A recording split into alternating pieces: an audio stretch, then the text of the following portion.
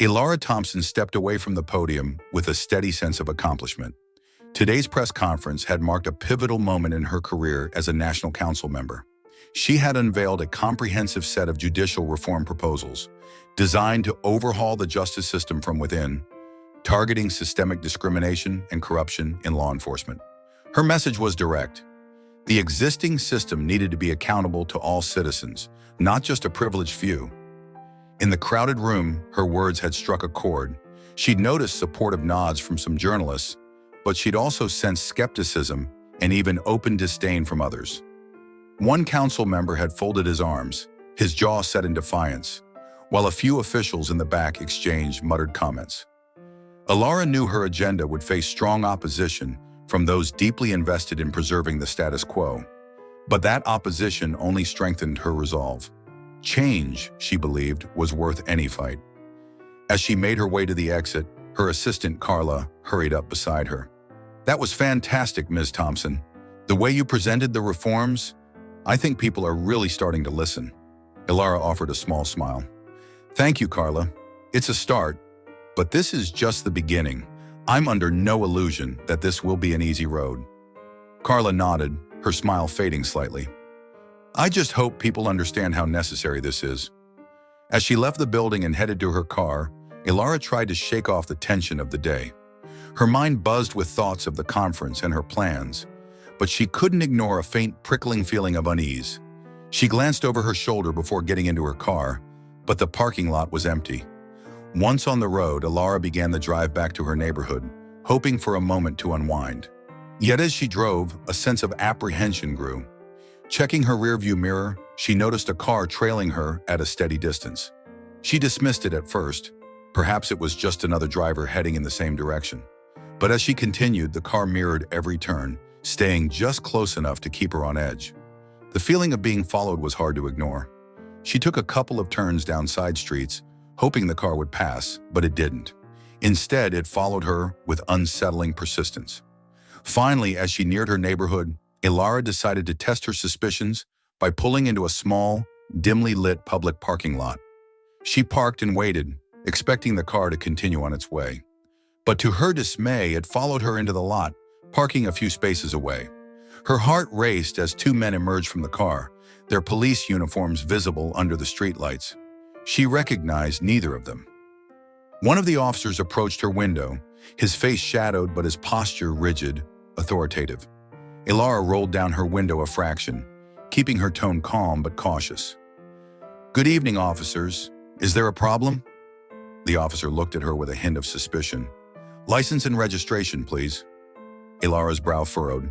"I wasn't aware I'd done anything wrong. Could you explain why I'm being stopped?" The officer's gaze didn't waver. "We need to verify your identity. We've had reports of suspicious activity in the area, and your vehicle matches the description." Ilara's irritation flared, but she held back, aware of the delicate situation. "I was driving home from a council event. I've done nothing to warrant a stop." The officer's expression remained impassive. "Just need to confirm who you are and ensure there's no risk to public safety." Ilara took a steadying breath, reaching for her license and registration. She handed the documents over, her gaze steady. The officer took them, scrutinizing the information without a flicker of recognition. He nodded to his partner, who took the documents back to their car, leaving her alone with the first officer. Silence stretched between them, heavy with an unspoken tension. Ilara sensed that this wasn't a random stop. There was something more to this encounter. As she waited, her irritation began to turn into something closer to anger. After a few moments, the officer leaned in slightly, his eyes narrowing. "What brings you to this area, ma'am? Are you familiar with any organizations that might be operating nearby?" Ilara's jaw clenched. "I'm not sure what you're implying, officer. I live in this neighborhood. I was simply on my way home." The officer's expression hardened. "We're asking because we've had reports of individuals affiliated with underground groups causing disturbances around here. Some of these groups tend to attract a certain crowd. You wouldn't happen to be connected to anything like that, would you?" Ilara felt a spark of indignation. She had encountered these tactics before, baseless accusations designed to unsettle and intimidate, but she forced herself to remain calm. I'm not associated with any such organizations, officer. I think you've made a mistake. The officer's gaze remained unyielding. It's our job to investigate anything that might pose a threat to the peace around here. People who associate with certain groups can sometimes bring trouble without realizing it. Ilara held her ground, though her heart was racing. I understand, officer, but I assure you, I have no connections to anything remotely illegal. The other officer returned, handing her documents back to his partner, who examined them one last time before finally passing them back to her.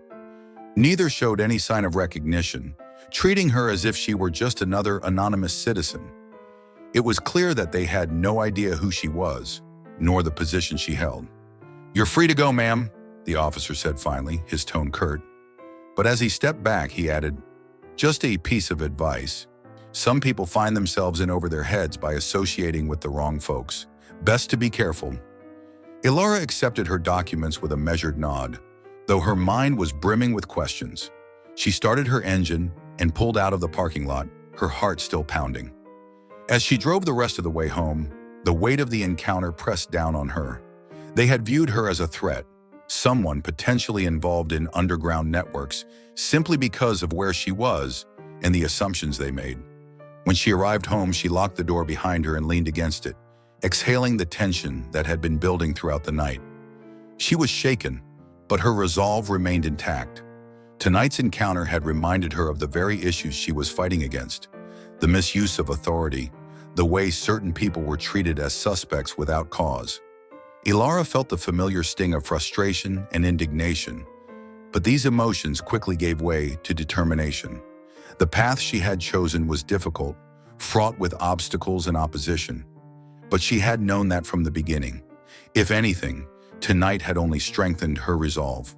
Sitting in the quiet of her living room, Ilara reflected on the past and the road ahead. Her mission was clear: to fight for the people who face these injustices every day, the ones who couldn't simply brush it off and move on. She knew that standing up for justice came with risks, but she was more than willing to face them. Back home, Ilara couldn't shake the lingering sense of violation from her encounter with the police. She had experienced moments of subtle intimidation before, but this was different, more personal, more invasive. The incident replayed in her mind, each detail sharpening her awareness of the hurdles ahead. It wasn't only a matter of the reforms she was pushing, but of her right to live without being surveilled or suspected for her beliefs. As she moved through the quiet of her house, a rush of memories stirred, transporting her back to her childhood. Her father, a respected school teacher, had been a man of quiet dignity and integrity, but even he had faced the sting of discrimination. She remembered one evening when he had returned home visibly shaken, his clothes slightly disheveled. He had been stopped by police without cause, questioned for the simple crime of being in the wrong place. She hadn't understood it fully then, but her father's silence on the matter had spoken volumes. The shame he felt, the simmering anger. It had all been clear to her, even as a young girl. Those memories had shaped her convictions, leaving her with a deep-rooted sense of injustice that had fueled her drive to serve and protect her community. Sitting in her dimly lit living room, Ilara's childhood memories mingled with the present, adding weight to the determination building within her. She couldn't let this recent encounter slide. Police Chief Hansen and his officers had overstepped, and it was clear to her that if she ignored it, they would only continue to intimidate her and others. This was her moment to take action, to hold Hansen accountable. Not just for herself, but for everyone who had endured the same abuses in silence.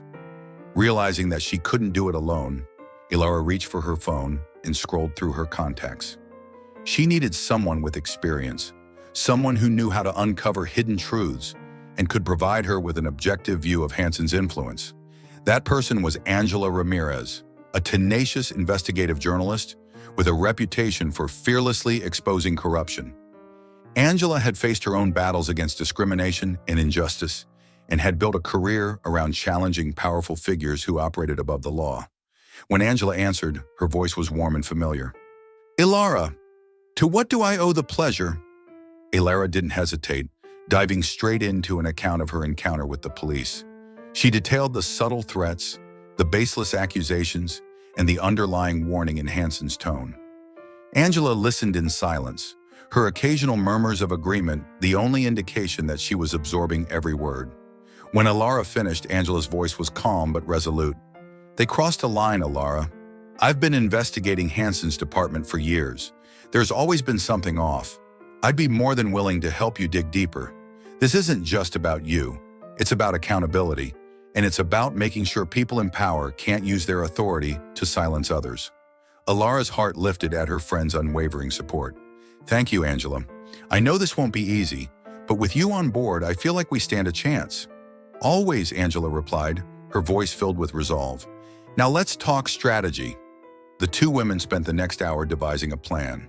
Angela suggested starting with records, police reports, disciplinary files, and internal communications within Hanson's department. She explained that if they could access even a few documents, they might find patterns of misconduct or signs of intimidation tactics similar to what Alara had experienced. Angela, with her journalist connections, would know where to look and how to obtain the information legally but strategically. As they discussed the next steps, Alara felt a renewed sense of purpose. Her apprehension faded, replaced by the quiet determination she'd always admired in her father. She was ready to act, and with Angela's expertise guiding her, she felt prepared to face whatever obstacles lay ahead. The next day, Alara followed up on their plan, visiting city archives and carefully examining public records. It was tedious, meticulous work, and although it yielded little in terms of direct evidence, she knew it was only the beginning. Hanson's authority had allowed him to shield his department from scrutiny, but with Angela's investigative skills, they could start chipping away at the layers of protection he had built around himself. As the days passed, Angela expanded her contacts, reaching out to people she trusted to find out more about Hanson's inner circle. Through her network, she learned of a young police officer, Marcus Lee, who worked under Hanson and had recently expressed discomfort with some of the chief's practices. Angela saw potential in him. Perhaps he could be an ally on the inside. Angela arranged a quiet meeting with Marcus and invited Alara to join. They met at a small, unassuming coffee shop on the edge of the city, a place where they could talk without attracting attention. Marcus arrived looking tense, his expression wary as he glanced around before sliding into the seat across from them.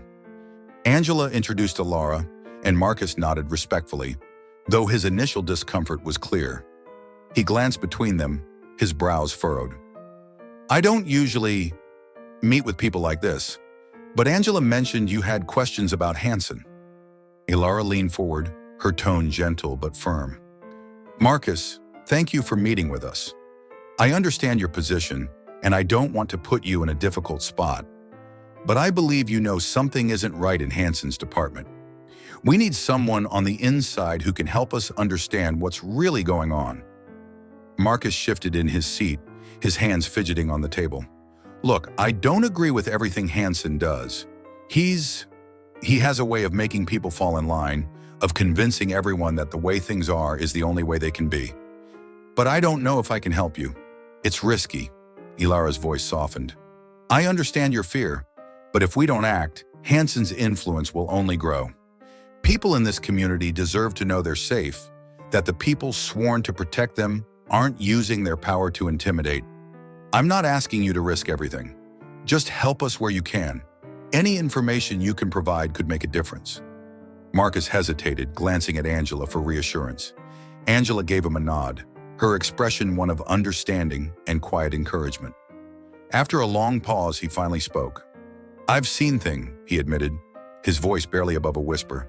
"Things that don't sit right, reports disappearing, complaints going unanswered, and officers who ask too many questions end up with desk duty or transferred out of the precinct entirely. It's like Hanson has built a wall around himself, and no one is allowed to look too closely." Alara and Angela exchanged a glance, both recognizing the significance of Marcus's admission. This was exactly what they needed, a lead from someone who had seen Hanson's methods up close. They knew they couldn't ask too much from him just yet, but even this small step was a victory. "Thank you, Marcus," Alara said, her gratitude genuine. "I promise we'll be careful, and we won't involve you any more than necessary.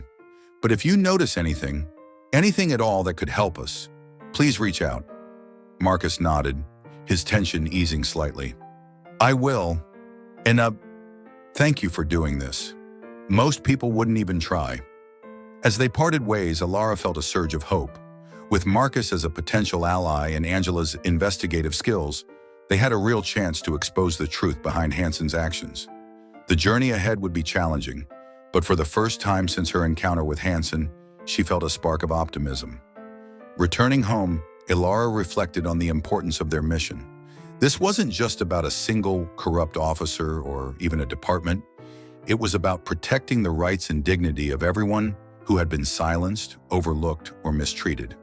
She knew that the information they gathered could lead to bigger revelations, possibly implicating others who were complicit in the system Hansen had created. That night, as Alara prepared for bed, she felt the weight of responsibility settle over her. But it was a burden she was willing to bear. She had allies now, people who believed in her cause and were willing to stand beside her. The fight for justice was often lonely, but together they were building something powerful. Alara went to sleep with renewed purpose, ready for the battles that lay ahead. She knew that, with each small step, they were moving closer to exposing the truth. And with Angela and Marcus by her side, she was no longer alone in her pursuit of justice. The early morning sunlight streamed through Alara's office window as she sorted through a stack of files Angela had managed to obtain from public records. They'd been working tirelessly, piecing together a larger picture of the web of influence surrounding Police Chief Hansen and the alarming patterns of misconduct within his department. Each document felt like a small piece of a vast, interconnected puzzle, and though the progress was slow, the threads of a larger story were beginning to emerge.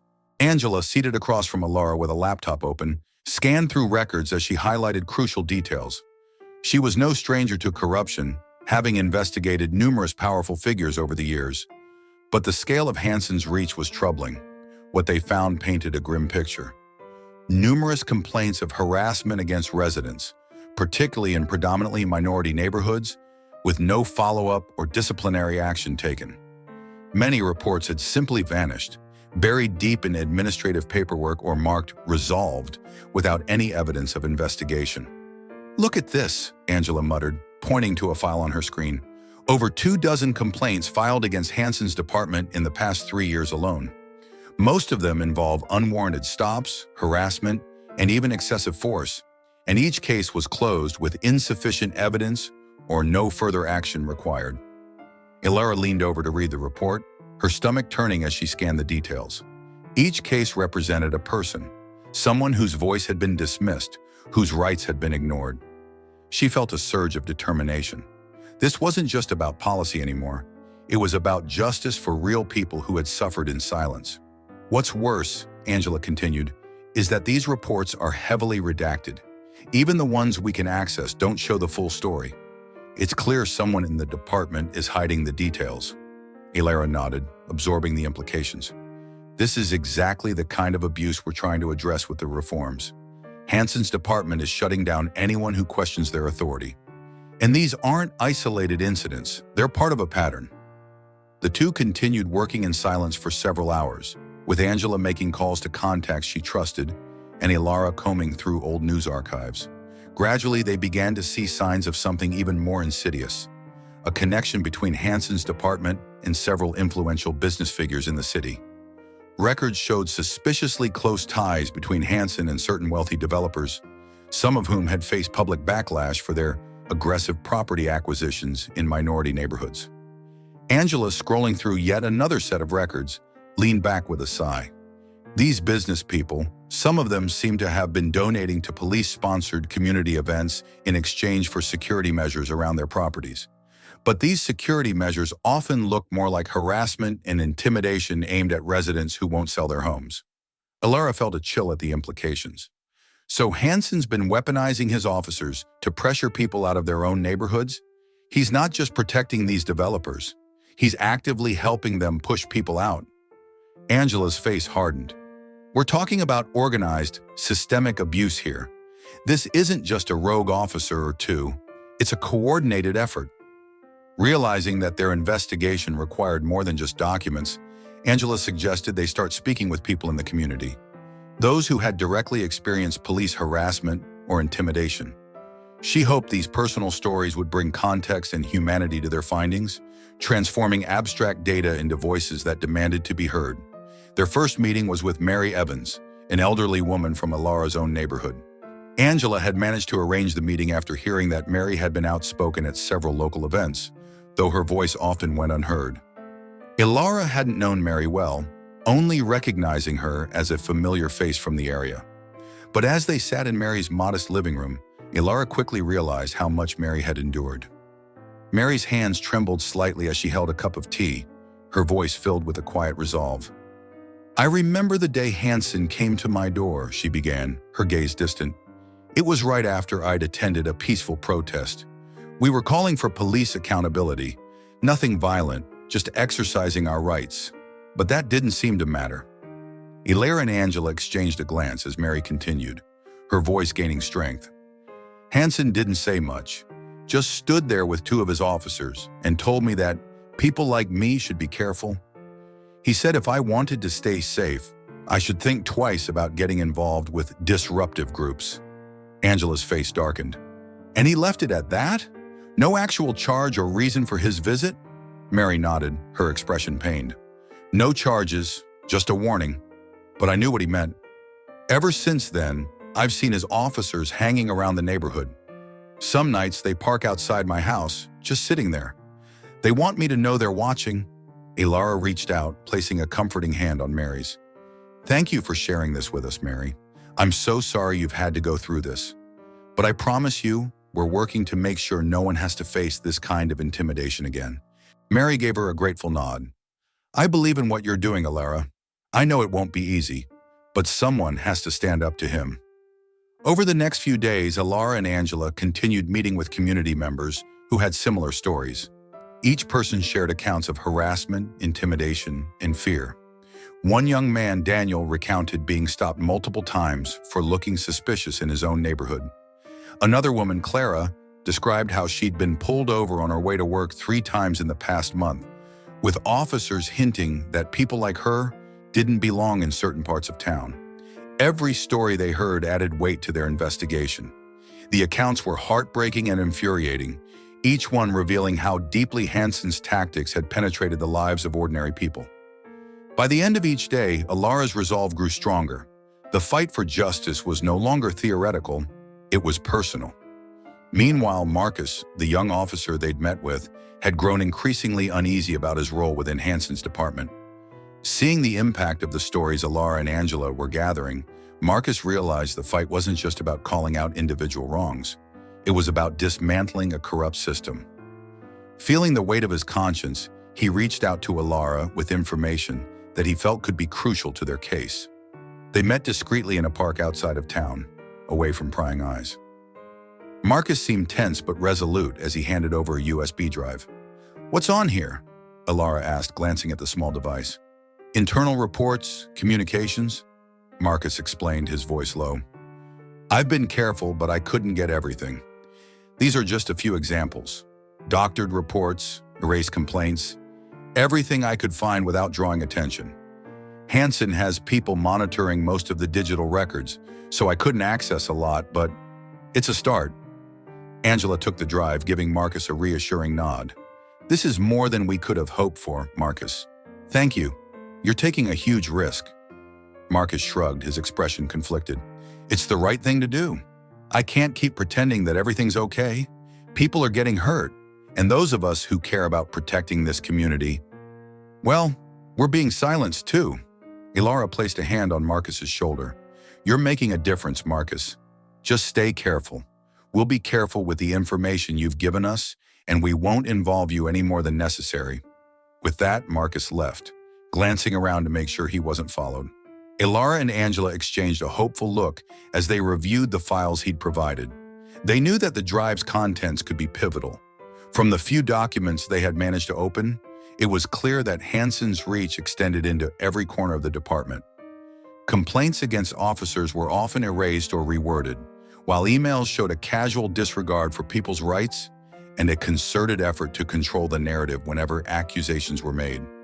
As the days wore on, they pieced together more and more evidence, each new discovery adding weight to their cause. With the help of community members' stories and Marcus's inside information, they began to understand just how deep Hansen's corruption ran. For the first time, Ilara felt they were making real progress.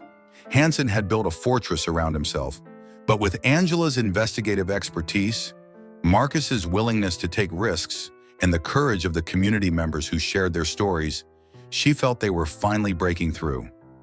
This wasn't just about exposing Hansen. It was about giving a voice to those he'd tried to silence. Ilara felt the weight of the investigation pressing more heavily than ever. The evidence they had uncovered was damning, pointing not only to widespread corruption, but also to calculated attempts to silence and intimidate those who dared to question the system. Yet as they pieced together more of Hansen's web of influence, a new threat emerged, one that felt far closer to home. One evening, Ilara returned from a long day of meetings with Angela and other allies. As she reached her front door, she noticed a small envelope tucked underneath it. The sight alone was enough to make her pause. In all her years of advocacy, she had encountered opposition, but this felt different. She knelt down, carefully retrieving the envelope and slipping it into her bag before glancing over her shoulder. Her quiet street seemed as ordinary as ever, but a chill ran down her spine. Inside, she opened the envelope cautiously, her heart pounding. The note inside was simple but chilling. "Stop now, or you won't like what happens next." The words were scrawled in harsh, uneven handwriting. It was a clear message, one designed to unsettle her, to make her question her own safety. For a moment, Ilara's mind raced through the possibilities. Had someone from Hansen's inner circle noticed her investigation? Had Marcus or Angela's involvement been detected? But as she stared at the note, a slow, simmering anger rose within her. Intimidation tactics were a familiar strategy for those who sought to protect their power, but she would not be deterred. This note only confirmed that she was on the right path, that her investigation was making those responsible nervous. Later that evening, Ilara shared the message with Angela, who wasn't surprised.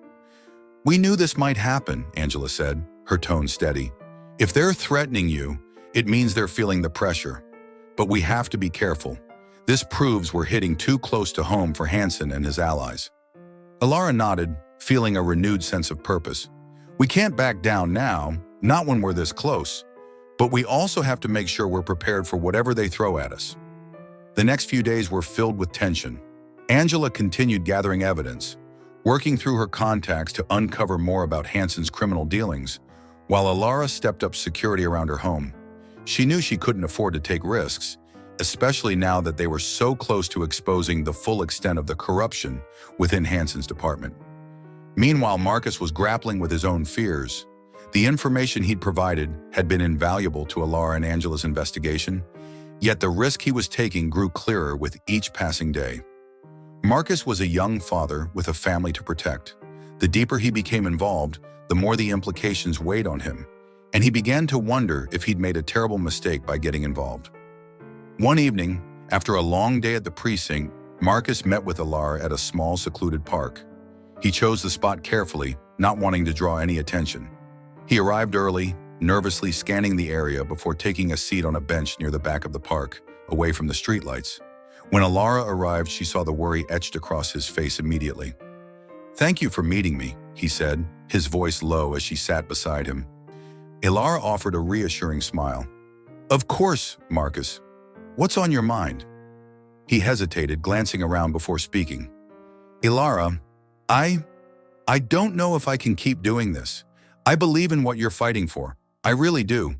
But I have a family, a young son, and I'm terrified of what could happen if Hansen finds out I'm helping you. If something were to happen to them." Ilara nodded, her expression compassionate. "I understand, Marcus.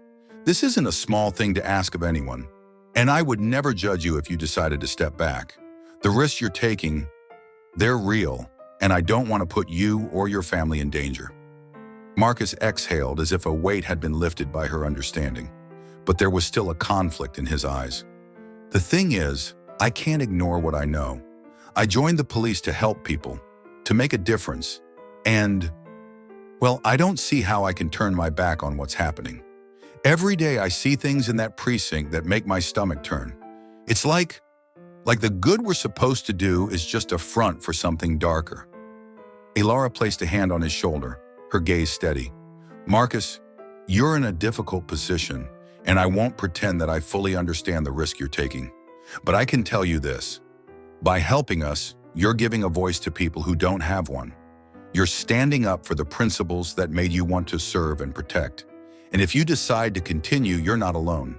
We're in this together, no matter what. Marcus looked at her, his expression a mixture of gratitude and determination. Thank you, Alara. I needed to hear that. I know what's at stake, and I think I can keep going. But if it comes down to it, I need to know that my family will be safe. You have my word, Alara replied, her voice firm. We'll take every precaution, and if there's ever a point where you need to step away, you let us know. No questions asked. They parted with a renewed sense of purpose, but the stakes had become painfully clear. Marcus's inner struggle reflected the cost of seeking justice, and Alara knew that every step they took from here on out would carry increasing risks.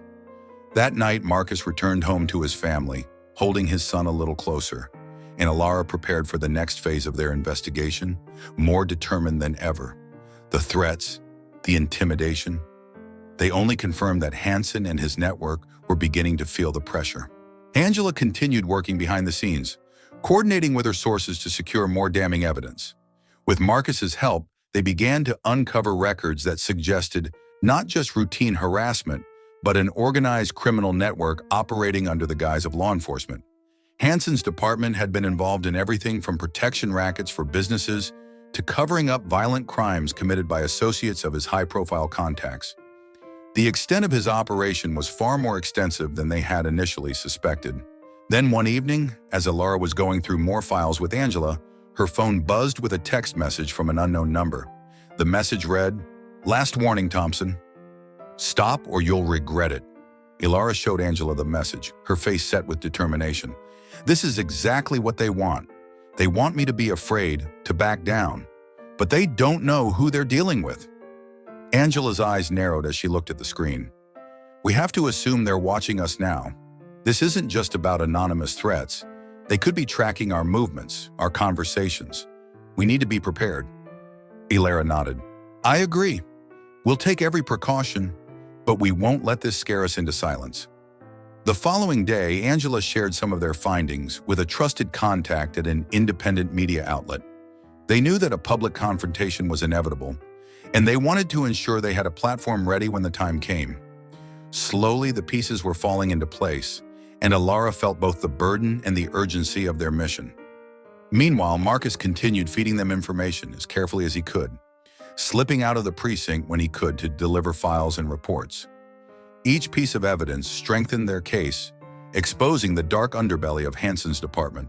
And with each delivery, Marcus grew more resolute, realizing that this fight was bigger than any single officer or even his own fears. This was about the future of the city he had sworn to serve. As Chapter 4 drew to a close, Alara, Angela, and Marcus knew that they were on the brink of a breakthrough. Hansen's network was exposed, his threats laid bare. But with the mounting evidence came greater danger, and the three of them prepared for the inevitable clash ahead. Together, they were more determined than ever to bring Hansen's abuses into the light, knowing that the risks they faced were necessary sacrifices in the fight for justice. The air in the city square was thick with anticipation as people began gathering around the makeshift stage set up in front of City Hall. The turnout was even larger than Alara had hoped for. News of the press conference had spread quickly, bringing not only residents but also a sizable media presence. Reporters with cameras and microphones jostled for position, eager to capture every detail. Alara, standing behind the podium, could feel the energy and tension buzzing in the crowd. Today, the community would finally learn the truth. Angela stood by her side, her gaze scanning the crowd with an experienced eye, while Marcus lingered near the edge of the platform, blending in with the onlookers. His face was tense, his hands fidgeting nervously in his pockets, but his resolve was evident. This was the moment they had worked toward, and he knew the risks of being here. Alara took a deep breath, stepping up to the microphone. As the crowd hushed, she glanced over the faces before her. Residents, local business owners, students, elders, Each of them had a stake in the justice and accountability she was about to demand. She could feel her heart pounding, but she stood tall, ready to expose the truth. "Thank you all for being here today," she began, her voice steady but filled with emotion. "I am here not as an individual, but as a representative of every person in this community who has been ignored, silenced, or mistreated. Over the past few months, my team and I have conducted an extensive investigation into practices within our local police department, specifically the actions taken under Chief Bill Hansen's leadership." A murmur ran through the crowd as she spoke Hansen's name. Residents exchanged glances, some nodding knowingly, others visibly disturbed. Ilara continued, her voice growing stronger with each word. "We have uncovered evidence of systematic abuse of power, intimidation tactics, and harassment targeting minority communities. The records show a disturbing pattern of unchecked behavior, from disappearing complaints to doctored reports. In addition, we have evidence indicating that certain influential business figures have benefited from the protection of Chief Hansen's department, while community members have been bullied and silenced." The reaction was immediate. Shocked gasps and angry murmurs rippled through the crowd and cameras flashed, capturing every word. Ilara held up a folder, showing the audience a small sample of the evidence they had gathered. She flipped through pages of reports, holding them up for the cameras and reading specific incidents aloud, making sure that no one could ignore the weight of the proof they had compiled. "As you can see, these are not isolated incidents. This is a pattern, one that has been allowed to continue because those in power assumed they would never be held accountable. But today we are here to say, enough is enough." As she paused, letting her words sink in, a sudden commotion drew her attention to the back of the crowd. A figure was pushing through, followed by a handful of uniformed officers. It was Chief Hansen. His face was flushed with anger, his eyes blazing as he moved toward the stage, his presence commanding attention. Ilara's heart skipped a beat, but she stood her ground. Hansen approached the stage, his posture stiff, exuding an air of authority that was both intimidating and unyielding. He climbed the steps, ignoring the murmurs around him, and turned to face Ilara directly, his voice booming. "Ilara Thompson," he said, his tone dripping with disdain, "I don't know what you think you're trying to accomplish here, but this spectacle ends now." The crowd hushed, the tension mounting as everyone watched the confrontation unfold. Cameras zoomed in, journalists leaned forward, and residents held their breath. Ilara could see the challenge in Hansen's eyes. He was daring her to continue, expecting her to back down in the face of his authority. But she wouldn't give him the satisfaction. "Chief Hansen," she replied calmly, her voice carrying over the crowd, "you have had years to operate without oversight, to silence anyone who questioned you. Today you no longer hold that power. The people deserve to know the truth." Hansen scoffed, his gaze sweeping dismissively over the crowd. "Truth? You think this sideshow you put on here represents the truth? You're feeding these people lies and empty accusations. Your so-called evidence won't hold up against real scrutiny." Ilara didn't flinch. She met his gaze with steely determination. "These are not lies, Chief. These are documented reports filed by members of this community who trusted the police to protect them. Instead, they were treated as threats. And the real threat here is a system that allows this kind of abuse to continue unchecked." Hansen's face turned red as he took a step closer to her, his voice lowering to a menacing tone. "You're out of your depth, Thompson. You don't understand how things work in this city. We keep order. We keep people safe. And sometimes that requires decisions that people like you wouldn't understand." Ilara's expression remained steady, but inside she felt a surge of anger. Keeping people safe should never come at the cost of their rights. You've taken an oath to serve this community, but you've used that power to serve yourself and your allies. This stops now. The crowd stirred, emboldened by Ilara's words. People began to shout, demanding accountability, their voices growing louder with each passing moment. But the turning point came when, from the edge of the platform, Marcus stepped forward. The crowd's attention shifted as he approached the microphone, his face pale but determined. Hansen's eyes narrowed, his expression flickering with a mix of surprise and fury. "Officer Lee," he sneered, his voice carrying an edge of betrayal. "I wouldn't do this if I were you. Think very carefully about your next words." Marcus took a deep breath, visibly struggling with the weight of the moment. But as he looked out over the crowd, seeing the hope in their eyes, he found the strength to speak. "Chief Hansen," he said, his voice wavering slightly before it steadied, "I joined the police force to protect and serve, to make a positive impact on this community. But what I've seen, what I've been part of, it isn't right, and it isn't just." A murmur ran through the crowd and Hansen's face twisted in anger as Marcus continued, his voice growing firmer with each word. "I have personally witnessed reports being altered, complaints being dismissed without investigation, and people in this community being treated unfairly. I stayed silent because I was afraid, but I can't let fear keep me from doing what's right any longer."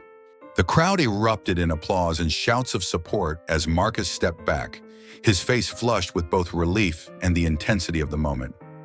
Ilara placed a supportive hand on his shoulder, nodding at him with gratitude and respect. Hansen, seeing the crowd's reaction, clenched his fists, his expression a mask of rage and frustration. But the tide had turned. The residents, inspired by Marcus's courage and Ilara's resolve, began chanting, calling for Hansen's resignation. Reporters scrambled to capture every word, every angle, as the story unfolded before them. In that moment, it became clear that the truth could no longer be buried. The evidence Ilara had presented, combined with Marcus's powerful testimony, had exposed Hansen for what he truly was. A man who had betrayed his oath to serve and protect, who had placed his interests above the welfare of the very people he was sworn to defend. As the crowd's voices swelled, demanding justice, Hansen attempted to regain control, but the power he once held was slipping through his fingers. The public outcry was undeniable, and the pressure was mounting from every corner. Residents, media, and even some of his own officers who could no longer ignore the truth.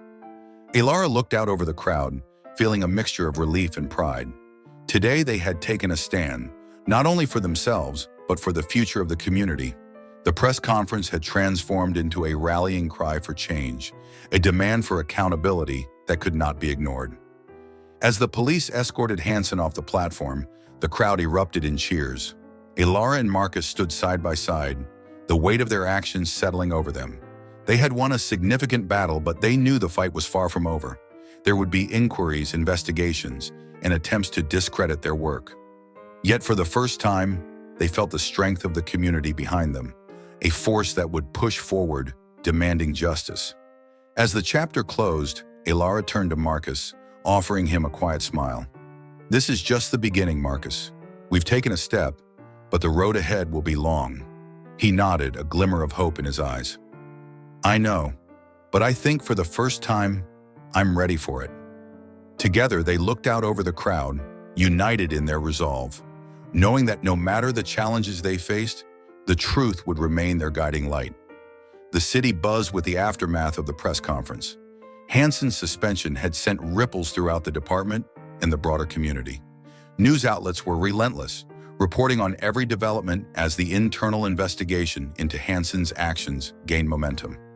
For many, this was a moment of vindication, a glimmer of hope that accountability could prevail over corruption.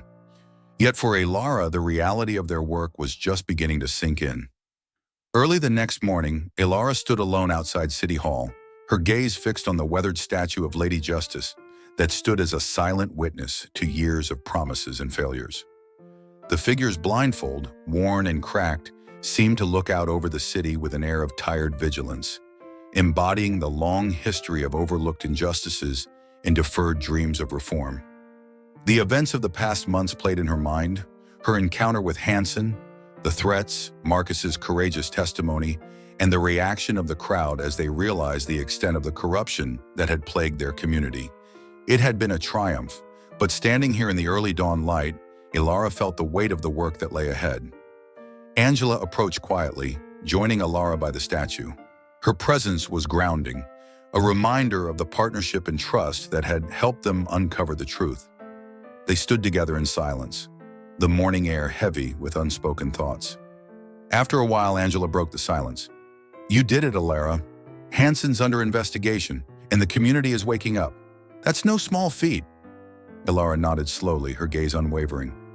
"It's a start," she replied, her voice soft. But it's only one part of the system. Hansen was just a piece.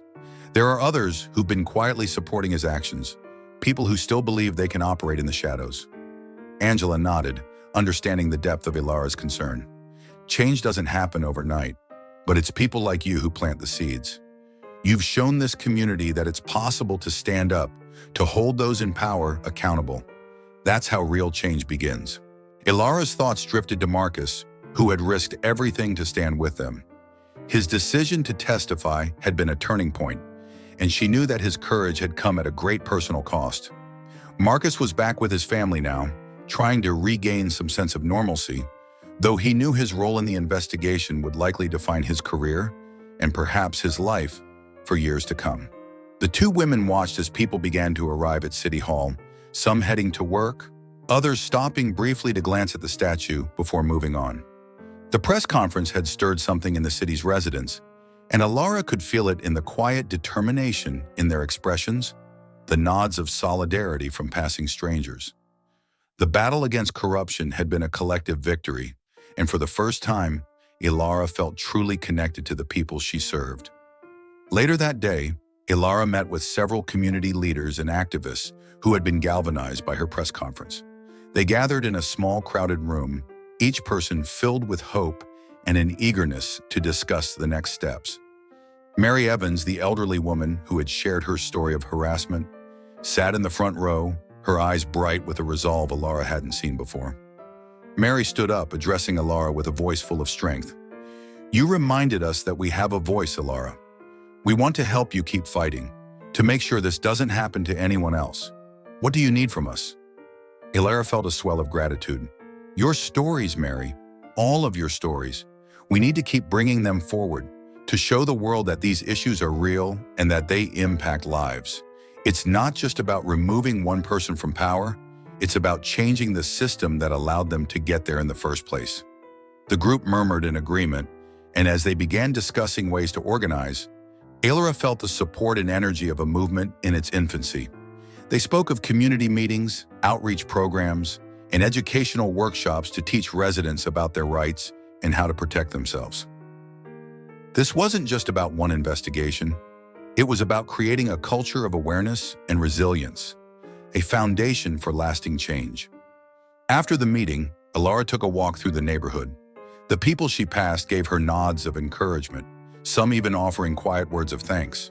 She saw families, small business owners, students, elders, all living their lives with the hope that their city could become a better, fairer place. For Ilara, this hope was no longer an abstract ideal. It was a reality that she was willing to fight for, no matter the challenges. As she continued down the street, she saw Marcus standing outside a small cafe, watching her approach. She gave him a warm smile and he waved her over, a look of relief and gratitude on his face. "Thanks for everything, Ilara," he said, his voice sincere. "You gave me the courage to do what I needed to do. And, well, I just wanted you to know that." Ilara placed a reassuring hand on his shoulder. "You were the one who had the courage, Marcus. Without you, we wouldn't have been able to shine a light on what was happening." They stood in comfortable silence, both feeling the gravity of their journey and the bond they had formed in their fight for justice. Marcus looked around, taking in the bustling street and the people who now saw him, not just as a uniform, but as a member of the community. "I know it's not over," he said quietly, almost to himself. "There's so much more to be done, but seeing people come together, it gives me hope." Ilara nodded, her eyes thoughtful. "This is just the beginning. We've opened the door, but we have to keep walking through it, no matter how many obstacles they put in our way." As she parted ways with Marcus, Ilara felt a renewed sense of purpose. She knew that the journey ahead would be filled with resistance and that they would face pushback from those who wanted to maintain the status quo. But she was prepared. The community had shown her that change was possible, that unity was stronger than fear, and that people could rise up against corruption if they stood together.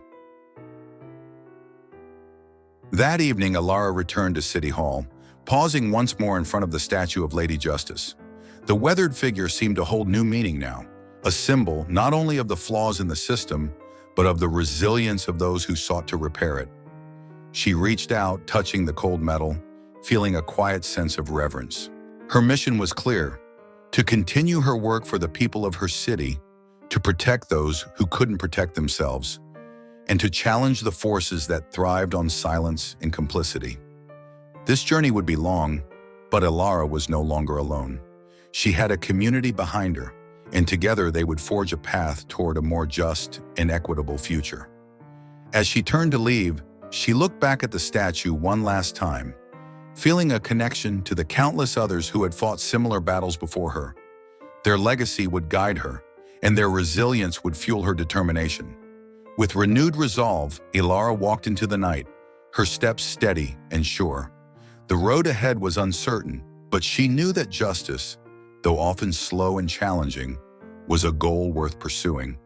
And as long as there were people willing to stand up, she would be there, ready to fight, ready to protect, and ready to inspire.